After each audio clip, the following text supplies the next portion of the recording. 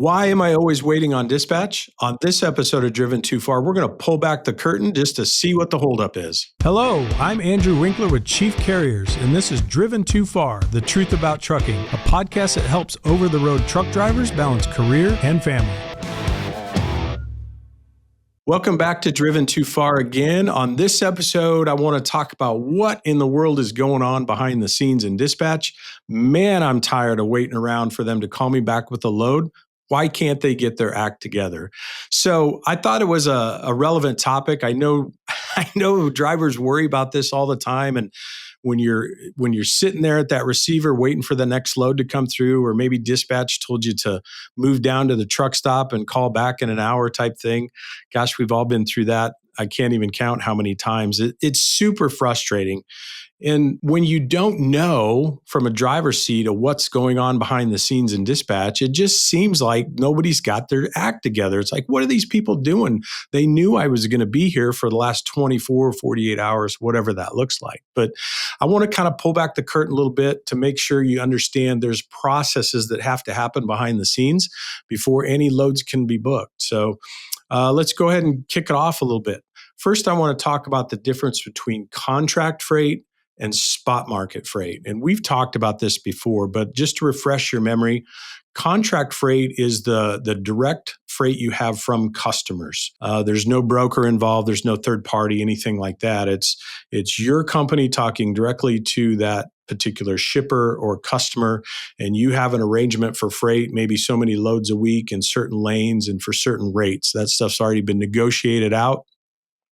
Usually those contracts are good for a year at a time, maybe longer if your sales department's really good at negotiating and things. But that's what contract freight is. And that's what we all want. That's what we're chasing. That's what we're after. We want those direct relationships with those shippers and the customers. We don't necessarily want to have a broker in the middle of it because if we're being honest, it just makes it more difficult and takes longer with things. But unfortunately, spot market freight, broker type freight has a position in the industry and it has a purpose. So let's talk about why that is. If I send a truck out to a certain point in the country and I don't have any contract or customer freight out of that area, I need to do something to get you loaded back into a normal traffic lane for our company. So that's really where the broker freight comes in. It's like a one-time, one and done deal. It's transactional, it's per load. So I don't have any long-term standing contracts with that particular broker. I've got a truck at A and I need to get him to B and you have a load that matches that. Let's do a one-time deal. We'll negotiate a rate behind the scenes and see if we can't get our truck back into a better place where we can put more customer freight on you. So that's the purpose of spot rate. It's not meant from a trucking company's perspective. We don't want a high percentage of spot freight because we know the broker's taking a cut out of the middle of that freight, right? The broker has the direct relationship with the customer.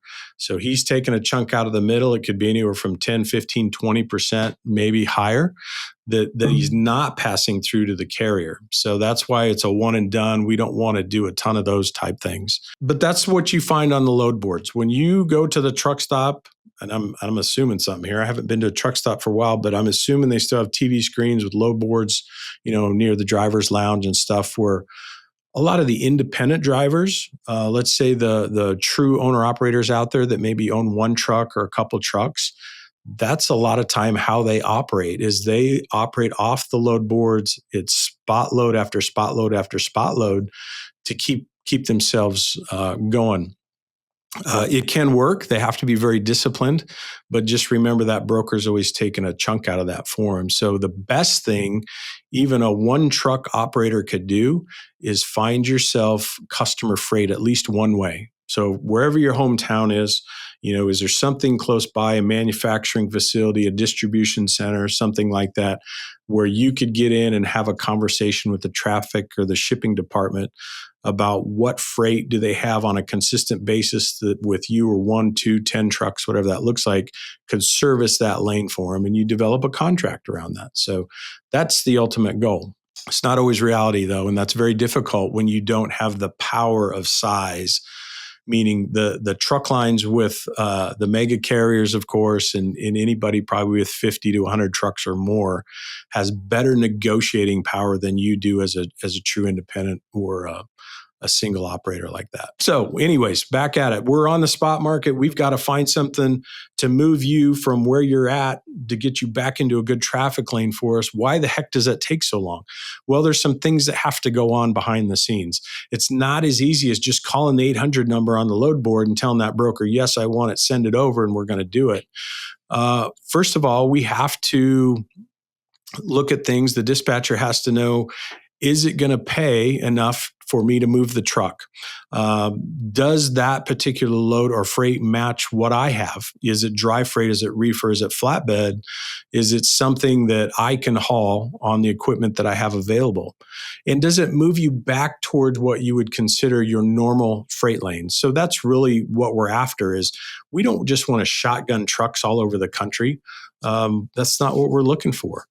We want to get you back into freight lanes where we know there's contract freight, we know that pays better, and keep you on stuff like that.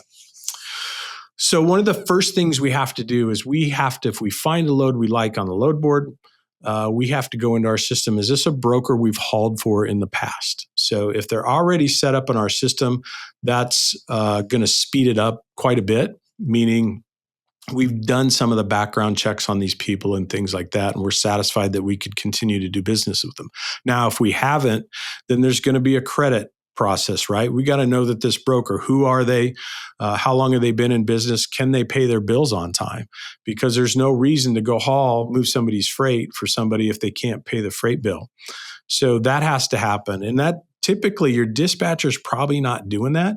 They probably have to send a request to finance, credit department, whatever you have in your organization.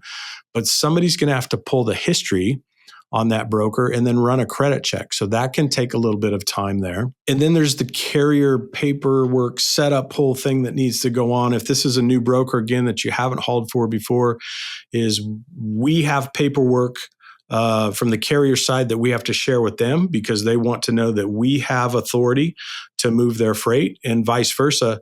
We want to know that that broker has the authority to physically broker that freight out, that they have the right credentials to do that too. So it's both parties trading paperwork. Sometimes there's a contract involved in that. It means somebody's got to look through the paperwork and make sure all the boxes are checked and things look good that way. Then if you get that far, and finance approves that broker for us to haul, there probably has to be a rate negotiation, and that would probably be between the dispatcher and the broker themselves. Of course, the broker is going to try to lowball it, make as much money as they can on the load, and your dispatcher likely has some tools that they use in the system like truckstop.com or a DAT, where it can give the dispatcher some of the average rates in that particular lane. So that's where the negotiation process comes in. How about the timeliness of the pickup and delivery? Does it work for you, the driver? Can you get there before 5 o'clock before they quit shipping today? What about the delivery? Is it a reasonable, you've got a 1,000-mile run. Does that mean we've got 48 hours to make it, or a 1,000-mile run, but they can't take it for 4 or 5 days on the calendar, So we don't want to sit on a load for several days. So that's one of the next things that has to be worked out. And then probably the last thing we're checking out is once we get the paperwork from the broker, they shoot us over an email, if you will, with a document on it. It's probably got all the details on it for the load. So we're just double checking all that. Is it of legal weight? Things like that. Is it going to fit on our trailer? What about the fine print? So one of the things that's interesting nowadays is that transportation happens so fast that with the technology that you have in the trucks with the cameras on our phones or maybe a tablet in your truck, the broker is almost demanding immediate proof of delivery once you make your delivery and the receiver signs your bill of lading. Ideally, they want you to take a snapshot of that so they can capture the bill of lading with the signature on it for the approval. You send it to your dispatcher. Your dispatcher has to turn around and send it to that broker. And they have they're getting kind of dirty and sneaky with some things, but they have some things in the fine print on these agreements that say you agree to get us this signed bill of lading within a couple hours of delivery or 24 hours of delivery. Or if you don't do that, we're going to start fining you, or we're going to start deducting money off the original agreement for doing those things. And they do that because it's a cash flow thing, right? They want fast turnaround on their end too. The broker does, because they have to take your document that's signed, turn around and give it to their customer so they can receive payment. And then ultimately they pay us, the carrier. So anyways, the fine print can be a killer. And that's one of the things too that, the dispatcher's doing behind the scene when they're looking through the fine details, last minute details of everything.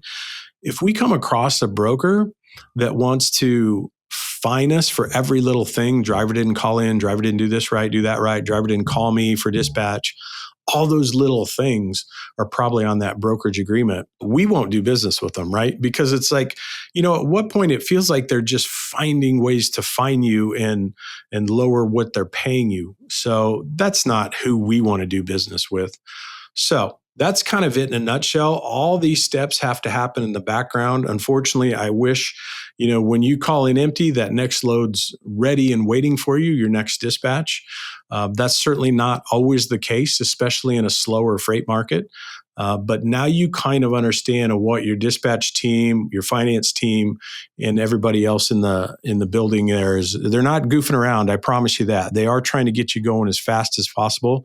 But there's a process that has to be followed, and we have a lot of boxes to check to make sure that we can get paid for the freight that we're hauling, and paid in a timely manner. So there you have it. That's kind of the end of it. What's happening behind the scenes in dispatch and why they take so dang long sometimes. Thanks again for joining us on this episode of Driven Too Far. We have a ton of resources available to you. Check out the show notes.